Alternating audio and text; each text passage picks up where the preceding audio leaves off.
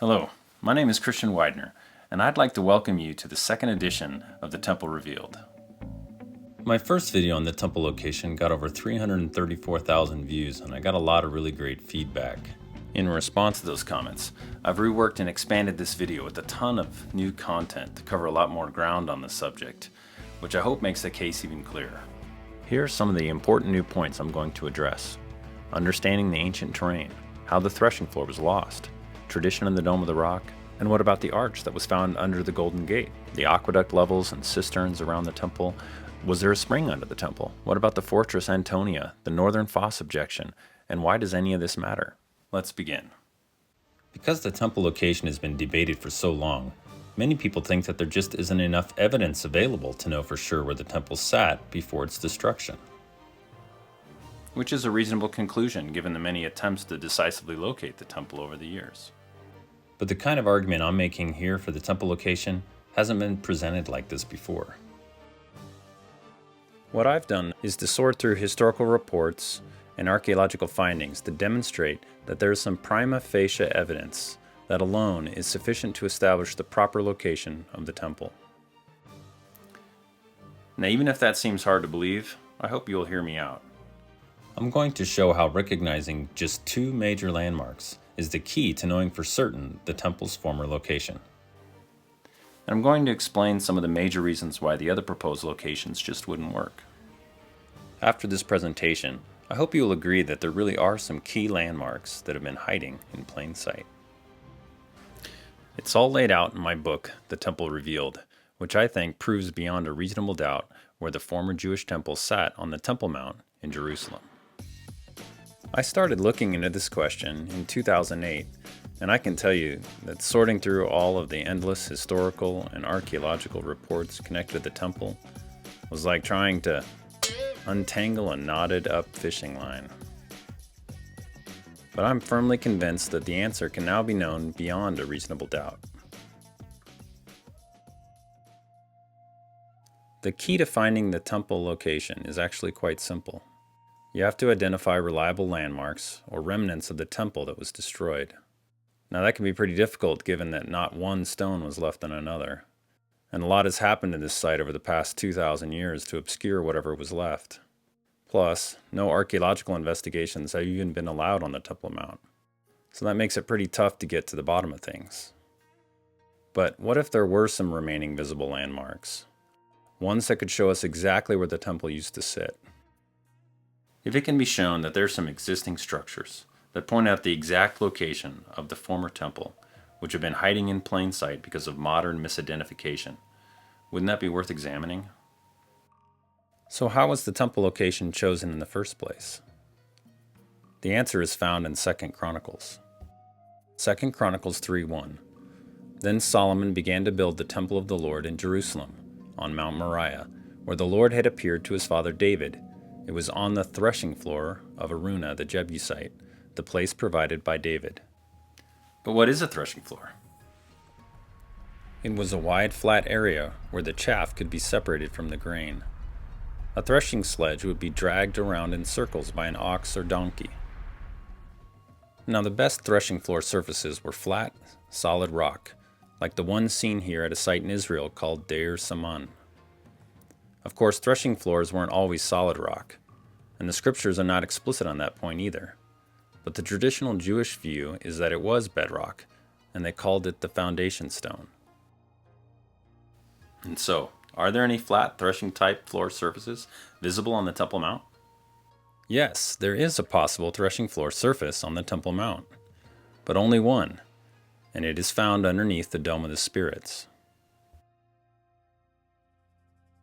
The Dome of the Spirits is a small stone cupola with a dark metal roof.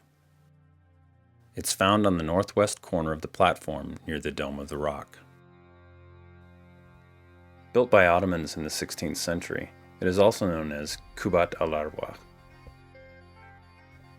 Underneath the dome, there is a large, flat, and pockmarked stone surface.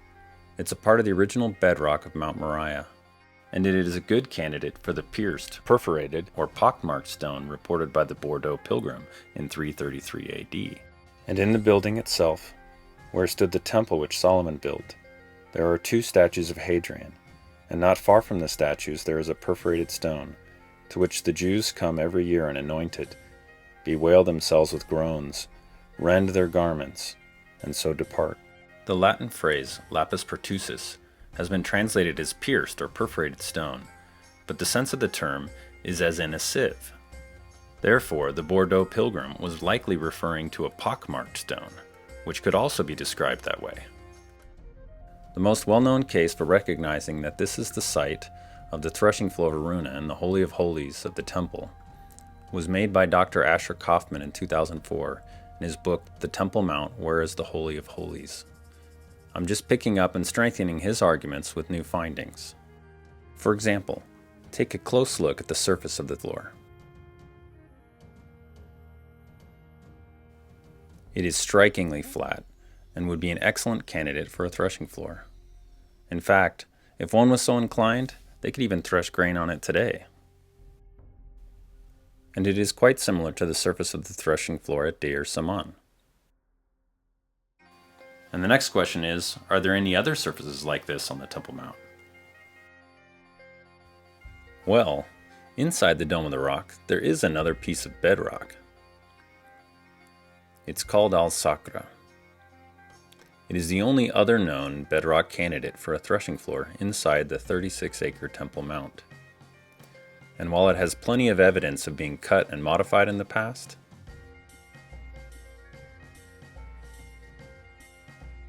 based on the remaining areas of natural and irregular rock surfaces, I would argue that it has never been flat. And if it was never flat, then it was never a threshing floor. And if it was never a threshing floor, then it can't mark the location of the temple. To which I would add one more piece of logic. If the threshing floor was how the temple was located in the first place, then of necessity any competing proposal for a temple location is substantially weakened if it can't identify a threshing floor candidate. For example, the elevation plan of Mount Moriah from the Recovery of Jerusalem survey conducted by Sir Charles Wilson and Sir Charles Warren in 1871 is shown here. And you can see the Temple Mount area in blue. Now the Mount of Olives is just east of the Temple Mount. The Dome of the Rock platform is also visible and is shown here in green. The areas that were flat and level in the days when Arun the Jebusite was threshing grain are shown here in the green outline. The areas that were steep hillsides in the days when Arun the Jebusite was threshing grain are indicated in the yellow outline. The Ophel area is also indicated here, which was immediately south of the Temple Mount and was also an area of steep hillsides. The proposed northern temple location in line with the Golden Gate is shown here in the green square. The area of the proposed southern temple locations is also shown here in the red square. The area where a threshing floor would need to be located in order to accommodate the temple layout is shown here in a blue rectangle. Only the central and northern locations would have been suitable threshing areas prior to building the temple. Therefore, we can confidently exclude the southern areas and the Ophel area, because they wouldn't have been areas that you could have had a threshing floor. Accepting that the site of the temple was a threshing floor in antiquity, the ancient terrain limits the possible locations. And therefore, the southern locations and Ophel area just aren't tenable. Now, some have argued that this 10-foot diameter area of bedrock isn't big enough to be a threshing floor. But that would be mistaken on 2 counts. So first, the book of Judges says that Gideon threshed grain in a winepress. The wine presses of 6 to 7 feet in diameter are found all over Israel. So threshing grain in an area that's 10 feet in diameter is certainly possible. Second, this entire platform was built after the destruction of the temple, and it was leveled to and built around this flat area of bedrock. The bedrock here was clearly cut to accommodate the paving stones, in which case the flat area would have been even larger in the past. Now some do claim that this is a paving stone and not bedrock at all, but Charles Warren and Charles Wilson found it to be bedrock in their initial site survey, and it has also been modernly confirmed to be bedrock by the Israel Antiquities Authority. The point is, Though what we are looking at today is what has survived 2 complete destructions of the temple, followed by additional reworking in order to incorporate it into the current platform that was built after the last destruction. And therefore, this area is still a very compelling threshing floor candidate. But if the bedrock under the Dome of the Rock wasn't a threshing floor, how did it become associated with the temple? The answer comes from understanding the history of the Temple Mount after its destruction by Titus in 70 AD. After the destruction of the temple, the first person to build on the Temple Mount was Emperor Hadrian, circa 135 AD.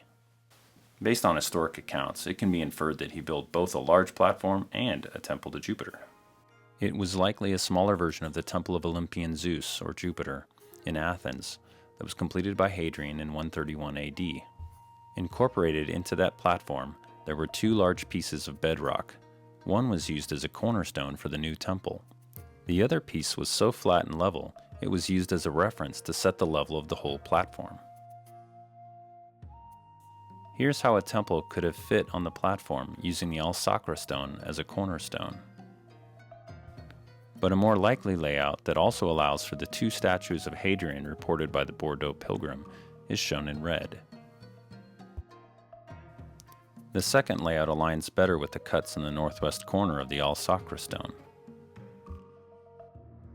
During the reign of Constantine in the 4th century, all pagan temples were destroyed, but the platform would have survived. By the 5th century, the Temple Mount was turned into a trash dump by the Byzantines, and it remained that way until the 7th century, when Jerusalem surrendered in 638 AD to Omar ibn al-Khattab, who took control of the Temple Mount area. They cleaned the whole area and they found a platform with a prominent rock exposed near its center. The flat threshing floor bedrock stone was now disguised and looked just like a giant paving stone. And there was no cupola covering it at that time either. It's easy to understand why they would have attached significance to the prominent stone, but not the flat level one.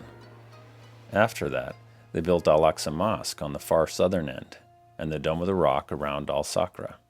Soon after, the Temple Mount became haram, and access was forbidden to non-Muslims. Eutychius of Alexandria, around 876 AD, gives the earliest report that the Dome of the Rock marks the location of the temple. By the time the Crusaders arrived, this Christian tradition had become firmly established, and the rest is history. A little over 1,000 years of tradition is really the best evidence there is for the Dome of the Rock location. But as a temple landmark, the Al-Saqra stone just doesn't stand up to the accounts of Scripture. Which brings us to the next major landmark of the temple: recognizing the Golden Gate as a true landmark. The Golden Gate is arguably the most iconic gate in Jerusalem. It is recognized by Muslims, Jews, and Christians as the Messianic Gate. To Jews, it will be the Messiah of Israel. To many Christians, this is the gate that Jesus entered on Palm Sunday, and it is where he will one day re-enter Jerusalem in power and glory. Then the man brought me to the gate facing east, and I saw the glory of the God of Israel coming from the east. His voice was like the roar of rushing waters, and the land was radiant with his glory. The glory of the Lord entered the temple through the gate facing east. Then the Spirit lifted me up and brought me into the inner court, and the glory of the Lord filled the temple. Muslims also believe that this gate has a role to play in the last days, and that Jesus will re-enter Jerusalem through this gate on Judgment Day. However, as seen here, this gate has been walled up in stone to presumably prevent this prophecy from coming to pass. But this is exactly what was foretold. Then the man brought me back to the outer gate of the sanctuary, the one facing east, and it was shut. The Lord said to me, "This gate is to remain shut. It must not be opened, and no one may enter through it. It is to remain shut because the Lord, the God of Israel, has entered through it." So there is a prophetic case for the authenticity of the Golden Gate, but is it really a reliable landmark? Because many modern archaeologists have attempted to refute the ancient origins of the Golden Gate. So who's right?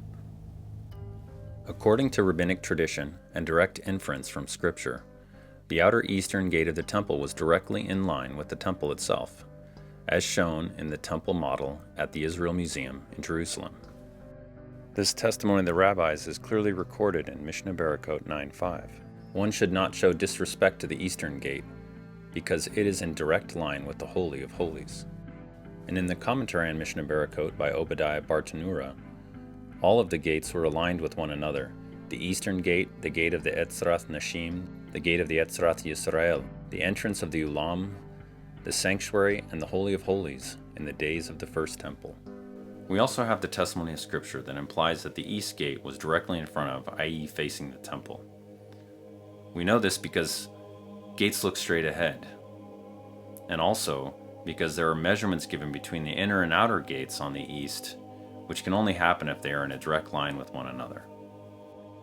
Then he went to the east gate. He climbed its steps and measured the threshold of the gate, and the threshold of the gate next to the portico facing the temple was 1 rod deep. Then he measured the distance from the inside of the lower gateway to the outside of the inner court. It was 100 cubits on the east side, as well as on the north. Therefore, most rabbis say that the Golden Gate can't be the east gate, because the gate isn't directly in front of the Dome of the Rock, which is where most people believe the temple was located. But is that objection valid? Particularly when we consider the archaeological finding that affirms that the only ancient location in the eastern wall of the Temple Mount that could be the ancient East Gate, or the Shushan Gate in the days of Herod, is the Golden Gate. And it has been reported that there are 2 massive monolithic gate posts still visible today inside the structure of the Golden Gate, which are also part of the ancient outer eastern wall. And just for reference, the gate posts are the size of the stones at Stonehenge. Archaeologist Dr. Lean Rittmeyer wrote in his book The Quest on page 178, "These monolithic gate posts may have been part of the earliest wall section of the Temple Mount walls. Even if they were inserted at a later date, it follows that as no remains of any other pre-Herodian eastern gateway are known, the site of the Golden Gate is the only possible location for the earlier Shushan Gate." That finding is huge, but it goes against the findings of other archaeologists who insist that the Golden Gate is a construction of the Byzantines in the 7th century or of the Umayyads after that.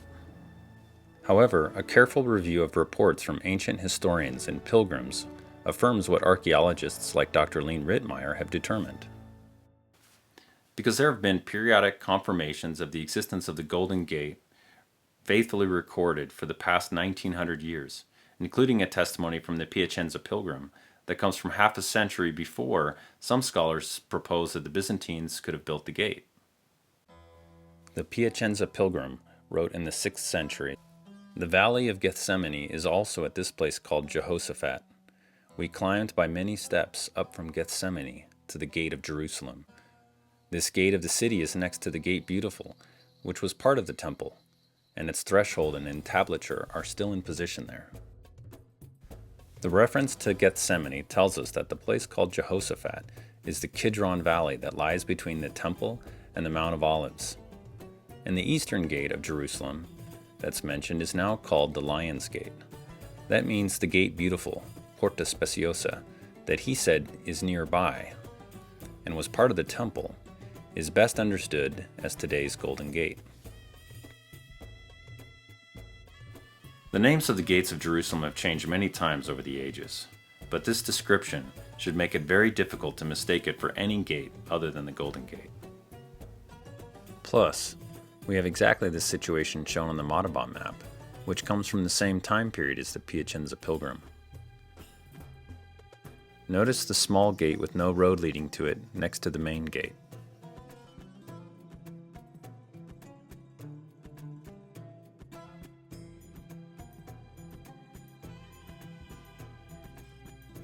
But the most compelling report comes from Flavius Josephus.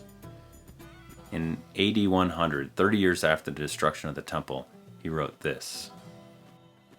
Flavius Josephus in Wars of the Jews.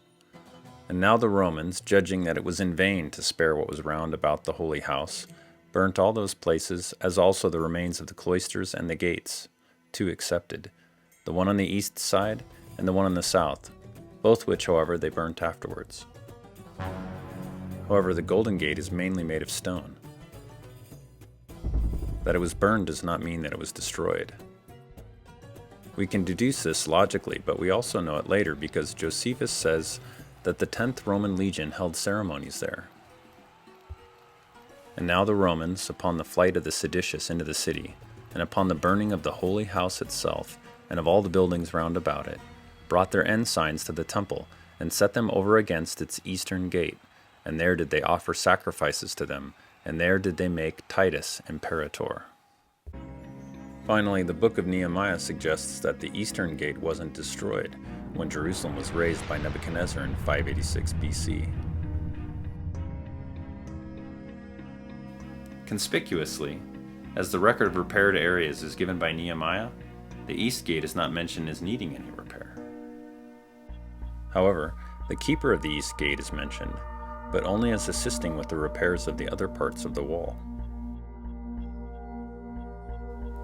The primary reports about the Golden Gate down through the ages range from Nicola de Poggibonsi in AD 1346 all the way down to Josephus in AD 100, and again even the indirect reference in Nehemiah. And so we see there's plenty of historic support for the authenticity of the Golden Gate. So what does this all mean? That we have a very solid track record of reports down through the ages affirming that the Golden Gate remained largely intact. Of course, that doesn't mean it was never modified or repaired. It simply means that it's exactly where it's always been. Despite any modifications or repairs that were necessary over the millennia. And here's another major observation that supports these conclusions. The bedrock underneath the dome is directly in line with the Golden Gate.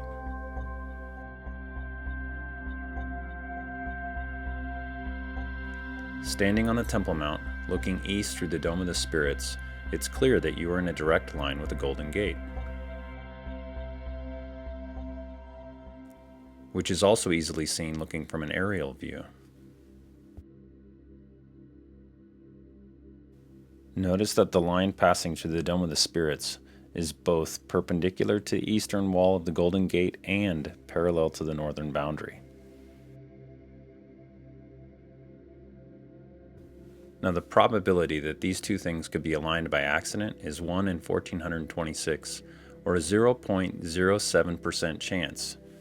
The other way to look at that is it's a 99.93% chance that the alignment is no coincidence. That means that there's a 99.93% chance that the bedrock underneath the Dome of the Spirits really is the threshing floor of Aruna, and that it marks the location of the Holy of Holies of the temple. And here's a diagram of what the temple layout could look like, with the temple inside of a 500 cubit square. Notice that the Golden Gate, in its current position, is about 250 cubits from the northern boundary. Another question some may have is about James Fleming, who fell into a tomb in front of the Golden Gate in 1969. Underneath the gate, he saw this arch. Many have assumed that this arch was part of the original Eastern Temple Gate, but Dr. Lean Rittmeyer believes it is just a remnant of the support structure for a walkway that would have led up to the East Gate, which I agree with. However, either way, it confirms the location of the East Gate and the points of alignment for the temple. So based on the abbreviated evidence presented here, I hope you see that a very compelling case can be made for the northern placement of the temple. The strength of the case rests on identifying two reliable landmarks. Together, they present true prima facie evidence. This means that establishing these two landmarks alone is sufficient to prove that this is indeed the former location of the Jewish temple. However, some argue that this evidence is not enough, insisting that other factors must also be considered, like the availability of water, which was needed in abundance for animal sacrifices. The answer is really quite simple. It was available via aqueducts and cisterns. The remains of a Hasmonean aqueduct were found on the eastern edge of Mount Zion, in front of the Temple Mount.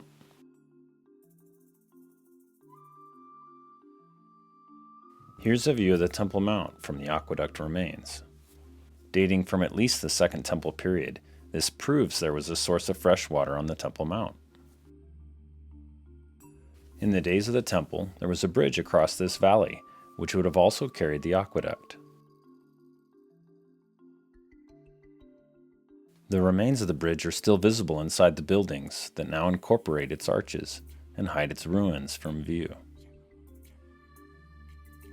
However, based on the elevation of the aqueduct, some have argued that the temple could have only been lower down and in a southern location between Al-Aqsa and the Dome of the Rock, near the Al-Qaz fountain.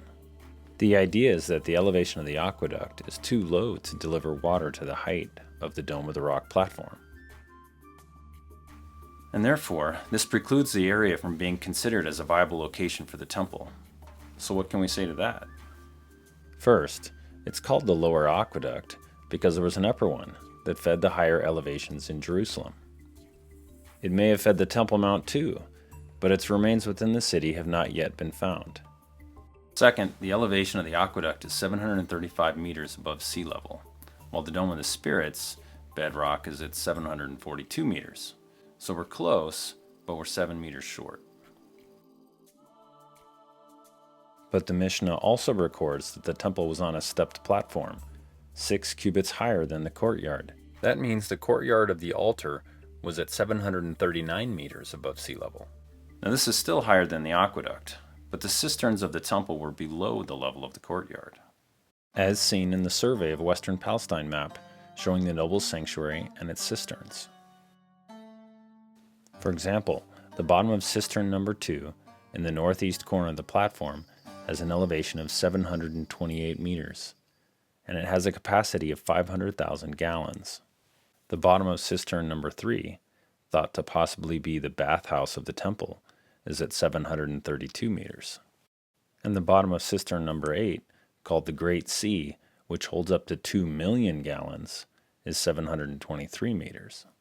So all of the cisterns on the temple could have been adequately filled by the lower aqueduct. And yet some deny that the cistern water could have been used for the temple services. But we know from the Mishnah that they did. In the chamber of the exile, there was a fixed cistern with a wheel over it, and from there, water was provided for all of the courtyard. Mishnah Midot 5:4. We can also presume that these cisterns used to work like mikvahs, with water continuously flowing into and out of them. And just like mikvahs, the cisterns weren't stagnant as they are now when they were fully operational. Not all the connections to, from, and between tanks are known, but many connections have been discovered. Based on this evidence, the aqueduct elevation argument against a northern placement for the temple doesn't hold up. Furthermore, trying to place the temple at the Al-Qaz fountain places the threshing floor on a steeply sloped mountain ridge. And with more than 300 cubits of temple courts still required to the east, it seems to be too far from the west, especially compared to the east-west location of the Dome of the Spirits. But based on Ezekiel 47:1, some also say there used to be a spring coming out from under the temple. But this is clearly a future millennial temple prophecy, and the Mishnah counts it as a future prophecy as well, in a passage speaking of the southeast water gate to the court of the priests. And why was it called the water gate? Because they brought in through it the pitcher of water for libation on the festival. Rabbi Eliezer ben Yaakov says, "In it the water welled up, and in the time to come, from there it will come out from under the threshold of the temple." Mishnah Midot 2:6. This should refute the idea that the only water for sacrifices in the area was the Gihon spring. And it should help explain how water was delivered and used on the Temple Mount. Another popular idea is that the temple was actually in the Ophel area, which is immediately south of the Temple Mount. However, this area has been thoroughly excavated beginning 150 years ago, and no temple remains were found. Major excavations have also taken place in the city of David, which may have found the sacrificial site of Melchizedek, but no temple remains were found there either. Furthermore, Looking up from the city of David, you can see Mount Moriah, and the southeast corner of the Temple Mount are above you, which fits very well with the description in 2 Chronicles 5:2. Then Solomon summoned to Jerusalem the elders of Israel, all the heads of the tribes and the chiefs of the Israelite families, to bring up the ark of the Lord's covenant from Zion, the city of David.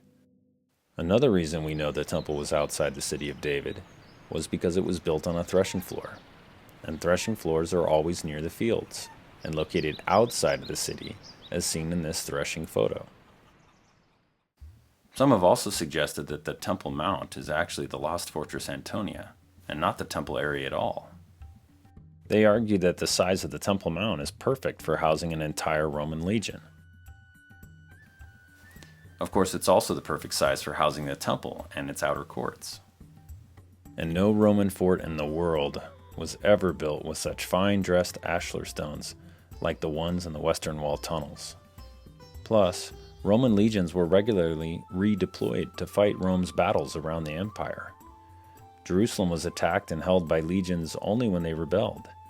In peacetime, it held a cohort, 1/10 of a legion. So a smaller fort on the northwest corner of the Temple Mount, as commonly assumed, would be quite adequate.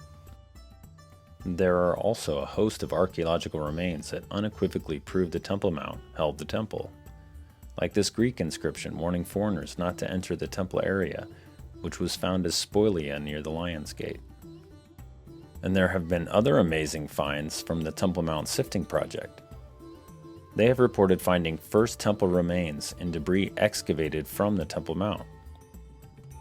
And they have also confirmed that the 10th Legion camped there, but only after the temple in Jerusalem were destroyed.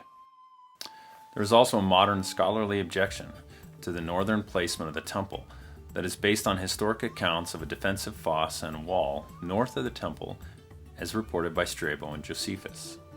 The objection is that if the northern fosse was located here, inside the Temple Mount, then the temple could not have been further north than the Dome of the Rock.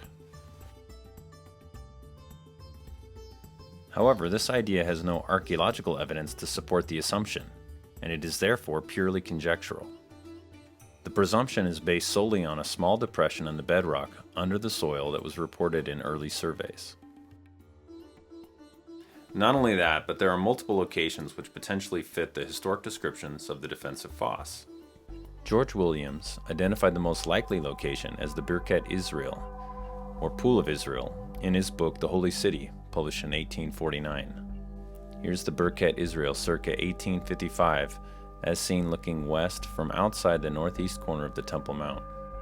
The great trench on the north of the Haram, known as Birket Israel, does so entirely answer to the description of the fosse on the north of the temple, as given by both Strabo and Josephus, that I cannot question their identity. The Pool of Israel is now filled in and covered over as a small plaza that leads to the gate of the tribe's entrance. Edward Robinson, for whom Robinson's Arch is now named, also held the view that the Pool of Israel was the fosse. There are also two more sites that deserve better consideration than somewhere inside the Temple Mount area. One, the Pools of Bethesda, which are a deep fosse-like feature north of the temple that was turned into a bath area.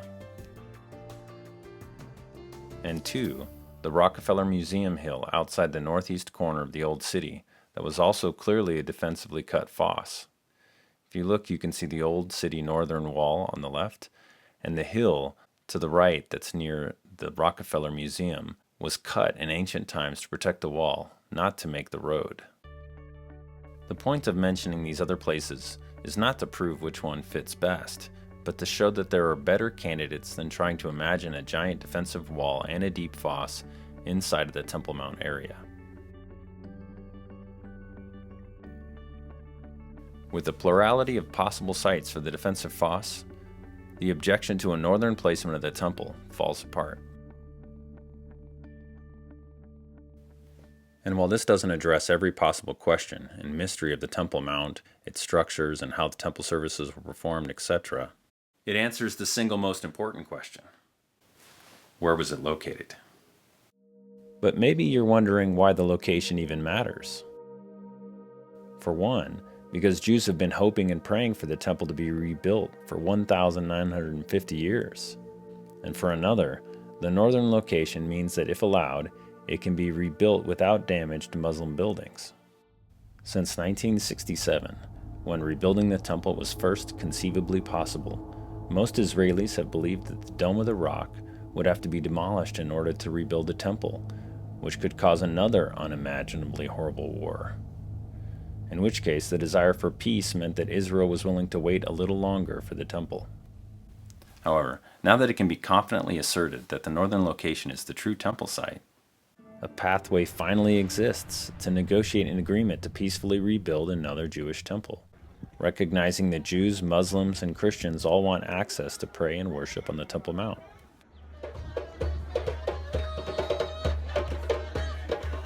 And so perhaps someday soon, a site like this will be seen by a new generation of pilgrims to Jerusalem.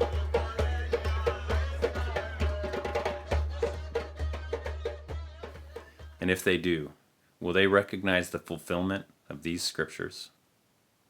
In that day, I will raise up the tabernacle of David that is fallen, and repair its breaches, and raise up its ruins, and rebuild it as in the days of old. My dwelling place will be with them. I will be their God, and they will be my people. Then the nations will know that I, the Lord, make Israel holy, when my sanctuary is among them forever. These I will bring to my holy mountain and give them joy in my house of prayer. Their burnt offerings and sacrifices will be accepted on my altar, for my house will be called a house of prayer for all nations. For more evidence on the northern location and why other temple positions don't work, I hope you check out my book. And don't forget to like the video, subscribe to my channel, and please share this with your friends.